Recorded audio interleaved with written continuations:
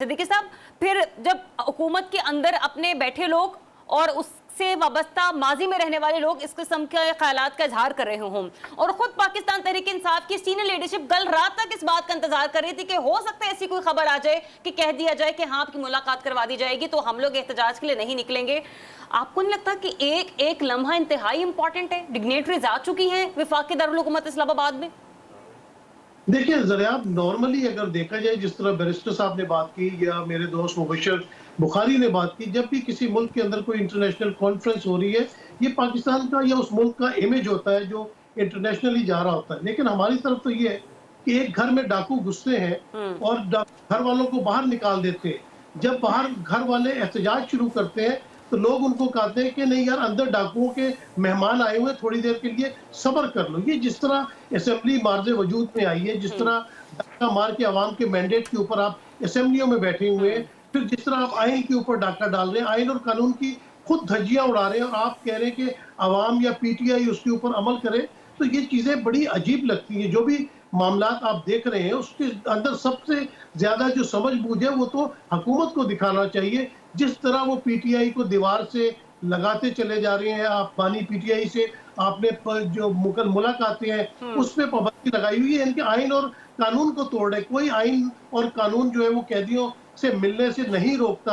आप वकला से मिलने से नहीं रोक सकते, आप फैमिली से मिलने को नहीं रोक सकते। फिर आप उनकी बहनों के ऊपर नाजायज केसेस बनाते हैं कि वो पार्लियामेंट को बम धमाके से उड़ाना चाहती थी। मतलब इतना झूठ, इतना एफआईआर। आप तो एहतजाज के नाम के ऊपर जिस तरह आवाम से सलूक कर रहे हैं, वो कल का कराची हो जहां औरतों को सड़कों पे घसीटा जा रहा है, आज मासूम बच्चियों के ऊपर जो है वो बेईमाना तशद्दुद किया जा रहा है लाहौर के अंदर, तो ये सारी चीजें भी सोशल मीडिया पर बहुत ज्यादा दिखाई जा रही है। तो ये आपके मुल्क का इमेज क्या पीटीआई की वजह से जा रहा है? ये तो हुकूमत वक्त की वजह से जा रहा है। तो कैसी बातें कर रहे हैं सिद्दीकी साहब, मुझे बताइए कहां पर दिखाई जा रही हैं ये तमाम चीजें? मुझे तो किसी इलेक्ट्रॉनिक मीडिया पे किसी चैनल पर ये नजर नहीं आई। मुझे तो शुक्रगुजार होना चाहिए उन तमाम यूट्यूबर सहाफियों को और आपको भी और आप जैसे कुछ जर्नलिस्ट का जो कि इस मामले को बार बार रिपोर्ट कर रहे हैं सोशल मीडिया पर, ट्विटर पर। देखिए जरा अब जो हमारा इलेक्ट्रॉनिक मीडिया है उसका तो ये हाल है कि अगर मैं प्रोग्राम करके अपने घर वालों से पूछता हूँ कि आपने मेरा प्रोग्राम देखा, तो वो कहते हैं नहीं हम तो टीवी देखते ही नहीं है। तो इलेक्ट्रॉनिक मीडिया की जरूरत नहीं है जितना सोशल मीडिया के ऊपर लोगों ने आवाज उठाई है। और अब लोग आजकल जो है वो किसी भी ब्रेकिंग न्यूज को सोशल मीडिया के ऊपर देखते हैं। तो ये तो पूरी दुनिया में इस वक्त दिखाया जा रहा है। आपने देखा कि वो एक जो मोहतरमा एडवोकेट है सिंध से, जिनकी फोटो पूरी दुनिया में वायरल हो रही है। आप कश्मीर के लिए आवाज उठाते हैं, आप फलस्तीन के लिए आवाज उठाते हैं, और आप अपने मुल्क के अंदर आप क्या कर रहे हैं? तो ये आपके दो चेहरे जब इंटरनेशनली जाते हैं। मेरे लिए भी जब मैंने प्रोग्राम का आगाज करना था और जिस वक्त हमने प्रोग्राम का इंट्रो तय थे तो बड़ा मुश्किल हो चुका था मेरी और मेरी टीम के लिए भी कि आया कि किन पहलुओं पर बैठकर हमने बात करनी है, कौन सा पाकिस्तान दिखाना हमने, वो जो कि रिपोर्ट नहीं किया जा रहा इलेक्ट्रॉनिक मीडिया पर लेकिन सोशल मीडिया पर है, या फिर वो कि जिसका हम लोग कल से लेकर प्रचार कर रहे हैं, जिसके बारे में पंजाब हुकूमत समेत वफाकी हुकूमत ने भी बड़े बड़े इश्तेहार छपाए हुए हैं। वैसे तो पाकिस्तानी तो मैं यही चाहती हूँ कि शंघाई ताउन तंजीम जो कॉन्फ्रेंस पाकिस्तान में हो रही है या कल से जिसका बाकायदा तौर पर आगाज होने जा रहा है, वो पुरअमन तरीके से अपने अंजाम को पहुंचे। लेकिन क्या ऐसा हो पाएगा? ये एक बहुत बड़ा सवाल या निशान है।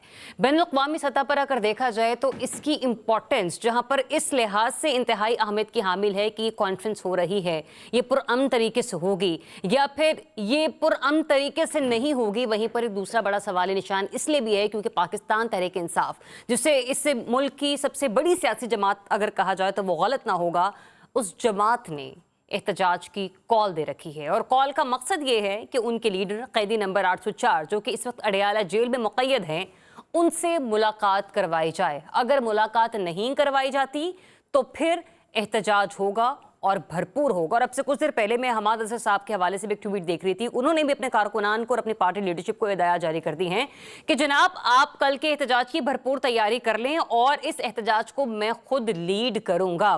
बुखारी साहब, दोनों लिहाज से हम चाहते हैं, आप वैसे सहाफ़ी भी चाहते होंगे, वैसे तो पाकिस्तानी भी चाहते होंगे कि इस कॉन्फ्रेंस के ऊपर कोई आंच नहीं आए, लेकिन क्या यहाँ पर जिम्मेदारी का मुजाहरा सिर्फ एक सियासी जमात ने करना है या फिर वही जिम्मेदारी मौजूदा हुकूमत पर भी आयद होती है?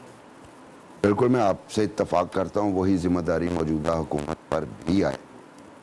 अगरचे जब इन्होंने एहतजाज की कॉल दी उस वक्त तक कैदी नंबर 804 के से मुलाकात एजेंडे पे ही नहीं थी, क्योंकि मैं डायरेक्टली इंटरेक्ट कर रहा था इनके एक लीडर से। अच्छा। और उनसे मैंने कहा कि आप क्या कर रहे हैं, मतलब क्यों, वाई।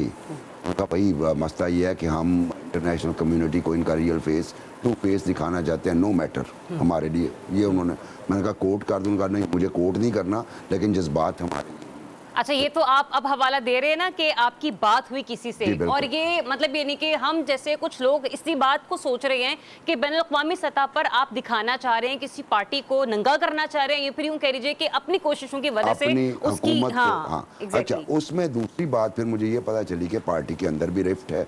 उनमें जो सेन लीडर्स हैं जी, वो कह रहे हैं जी। ओके, एहतजाज तो हम मुसलसल प्रोटेस्ट मोड में हैं, तो इसको हम 2-3 दिन जो है डेफर भी कर सकते हैं।